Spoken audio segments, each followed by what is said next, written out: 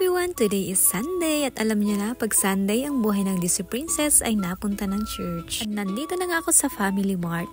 Pamilyar na ba to sa inyo kasi lagi ko nga naisasama to sa mga videos ko. At ayan, dumating na nga pala yung mga kasama ko. Nag-i-start nga pala yung service namin ng 10 AM hanggang 12 PM. Tapos noon, meron din kaming lunch, konting salo-salo at tamang fellowship din sa bawat isa. Alam niyo ba, sa experience ko at bilang nasa ibang bansa, nakakaranas din ako ng lungkot, ng problema, tapos hindi mo maiwasan na mamiss ang pamumuhay sa Pilipinas. Kaya ito, dinala ako sa isang church. Nakatulong to sa mga pinagdadaanan ko sa kalungkutan kasi may mga nakakausap din ako katulad ko mga OFW. Nalalaman ko din kung ano yung mga sitwasyon nila. At iyon na rin nagbibigay sa akin na encouragement para patuloy na lumaban bilang isang OFW. Kaya ito, tuloy-tuloy na rin yung aking pag-church. Sa mga oras na yan, nasa elevator na nga kami at sa third floor kami pupunta. Nakikita yung dala namin, yan nga pala yung gagamitin namin mamaya. Nga pala, kung gusto mong mag-church, pwede ka naman mag-comment dito sa comment section. Yung church kasi namin meron dito sa Miken, Shiga, Ichinomiya, Tsunami, Toyohashi, Tahara, Gamagori, Hamamatsu, at yung Fukui. Meron din kami sa Hiroshima, sa Tokyo. Marami ding mga church doon, kaya kung gusto nyo, comment lang kayo